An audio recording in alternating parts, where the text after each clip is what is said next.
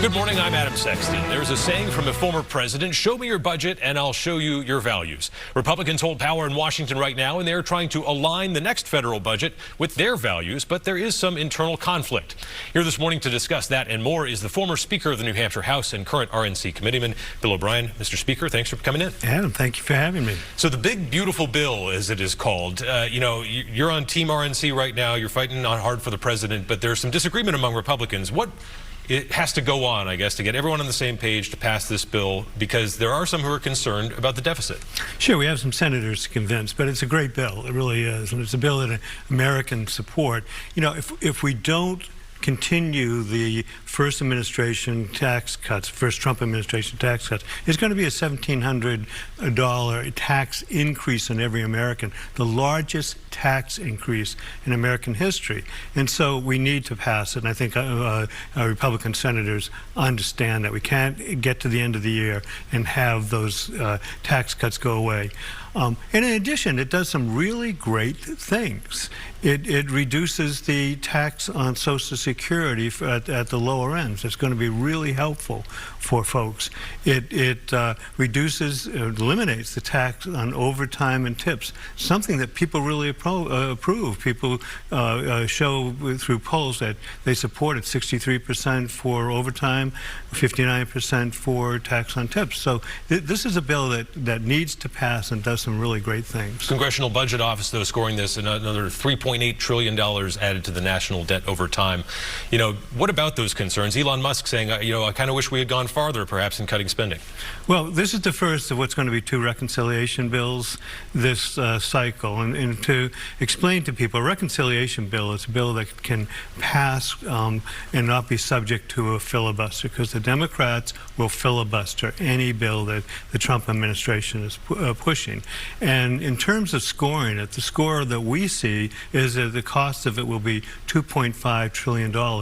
But there's $1.7 trillion of savings in it. Savings that come through, for example, taking 1.4 million criminal aliens off the Medicaid rolls, requiring able-bodied Americans to work if they're getting Medicaid. We're not talking pregnant women, we're not talking people who are frail or disabled, but people who can work, if they're getting free Medicaid, ought to be working.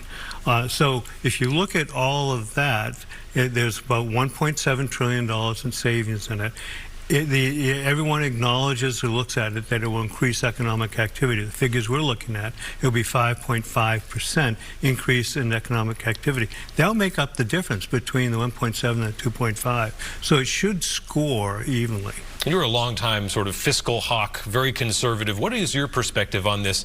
And it's not complete, but the sort of Republican embrace of Medicaid. You see Senator Hawley, other thought leaders in the party are saying, hey, this is part of our constituency now. We need to protect this program. Sure, and that's what we're doing. And similar with the state and local tax deductions being increased, the SALT being increased. That's something we have to listen to our constituents. Yeah, as I said, it's going to be the first of at least 2 reconciliation bills that can go forward without being subject to a filibuster. And I'm sure a lot of folks join me and Congressman Macy and Senator Rand Paul in hoping that bill will concentrate on further efficiencies. Look at what the DOGE folks have identified as excessive government spending, opportunities for savings, in that we realize them, because obviously our national debt, our government national debt, is just something that has to be reduced. And there are immigration elements of this big, beautiful bill as well. Obviously, this is a big campaign promise from President Trump to secure the border. What is this going to do on that front? It will fund the removal of 1 million criminal aliens a year. It will do a lot of things that we need to do. It will fund military spending increases. We'll be able to fund what President Trump has identified or called the Golden Dome, something that resembles what Israel has for its obviously a smaller country. We'll be able to protect all of our country from missile attacks. It increases funding for shipbuilding. It basically allows the administration to keep its promise of stop fooling around with the military, stop social engineering through the military, but instead fund a lethal military that will do what an American military ought to do, which is be so strong that it ensures peace. You're also an attorney. I'm curious to know what you think about, there's a discussion that's ongoing right now about habeas corpus, which of course is the right to appear before a judge. As it applies to immigration, there are certain, people who are caught within miles of the border or are here only a short time can be deported very quickly. But the idea that's even being discussed by some top administration advisors of suspending habeas corpus, where do you stand on that? I don't think we have to go to that extreme. I think there's opportunities exist to have a very limited, what people call due process hearing for all of the 20 or 30 million illegal aliens that are in the country. And the way you do it is that they're very simple hearings. Are you the person we've identified? Should you be in this country? And if they're not, then they can be deported. So we can do those hearings very quickly. Obviously, it's going to take some funding. We have to deal with people decently, even if they broke the law coming into the country. We have to deal with them decently, make sure of their status, and then remove them. And it's, it sounds simple, right? But this is a foundational element of this country, isn't it? Right? Because you look at the Declaration of Independence. One of the grievances against the king was for transporting us beyond seas for pretend offenses. And of course, obviously, every individual case, but that kind of gets at the idea of why this is part of what America does. It's who we want to be as a country. We can make technical arguments that they aren't American citizens, that they're here, and their very status is against the law, and that we should be able to remove them in a plenary manner, just a preemptive manner. I think a lot of us say, well, let's take the extra time. We're a country that can make sure that our ideals are being met and do it in a way that is efficient and achieves what is a very important goal, which is making sure that we have a country with borders, that people don't think that they can ignore those borders, come here and live and not be subject to deportation. Every country in the world has a right to control who's within its borders. One parallel topic here I'd like to discuss with you as well is the weaponization of government. This is something that Republicans complain bitterly about under Biden, under Obama as well. We see this White House, engaging right now in a real fight with Harvard down in Boston. And however you feel about Harvard, what are your thoughts on using government power to try and... So Republicans look at what has developed into an unfortunately long history of misuse of the criminal courts by the political opposition, whether it's, Senator Stevens being indicted in Alaska to remove the filibuster vote against Obamacare, and later being, after he was dead, later being exonerated, or Bob McDonnell, the governor of Virginia, being indicted on what the Supreme Court and tried and convicted on what the Supreme Court later said wasn't even a crime. We have to stop it. We see what happened with President Trump.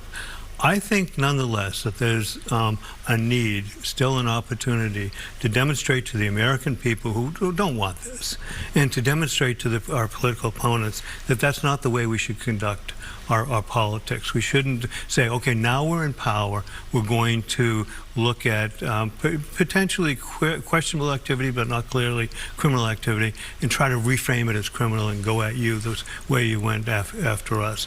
And we have to put in place certainly any investigations that identify the misuse of the system and punish it. But we shouldn't engage in what they engaged in with us. And part of this discussion will continue in the First in the Nation primary. Of course, never too early to start talking about that. I know we say it a lot here in New Hampshire. But what's going on right now on the RNC side in ensuring that the calendar looks the way that the Granite State wants it to look? Well, personally, what I'm doing is I've concentrated as an RNC member on election integrity. And there's two things I'm trying to do. One is to bring the New Hampshire experience to the RNC as a whole. We have a great example of how to conduct elections in New Hampshire. We have paper ballots. We have one-day elections. We have all ballots being counted as soon as the polls close and the count continuing to completion. we can learn something from other jurisdictions. We can learn how better to verify our absentee ballots. We can learn better how to define who is a resident of our state and entitled to vote. So there's opportunities to learn, but there's a real lesson that I'm trying to talk about. And the reason I am, because it's good for the country, but also to make sure that they understand this is the state where we should have the first in the nation primary. We have some of the best election laws. We know who come here to vote, and we know that the vote that is announced after a presidential primary is exactly an accurate vote. So, I think it looks good for us, at least on the Republican side, continuing with the first in the nation primary. I want to access, before we wrap up, some of your State House experience here. What are your thoughts? You had, in some ways, a blessing and a curse of one of the biggest majorities we've seen in a long time. Does that make it harder sometimes when the debate is internal, as we're seeing with the big, beautiful bill, to get something across the finish line when you're fighting in-house rather than back and forth with the other Sure. party? I remember after I was speaker, somebody asked me, did you work across the aisle? And I said, there are a lot of aisles there. And so when you have a majority that big, certainly there's a wide spectrum of people. You have to be patient. You have to listen to folks and say, what are your issues, and draw them in. For example, Congressman Macy has voted against the reconciliation bill. Now we have to, or I would hope the administration, the House leadership, and I know Speaker Johnson is just a very effective speaker, will go to him and say, what does it take to bring you on board, and listen to the important issues that he has. All right, and they're going to have to do that in Concord as well with the state budget. Committeeman O'Brien, thanks so much for joining us. We appreciate the time. Thank you, Adam. All right, and we'll be right back with Manchester mayoral candidate Chrissy Cantor. Stay with us.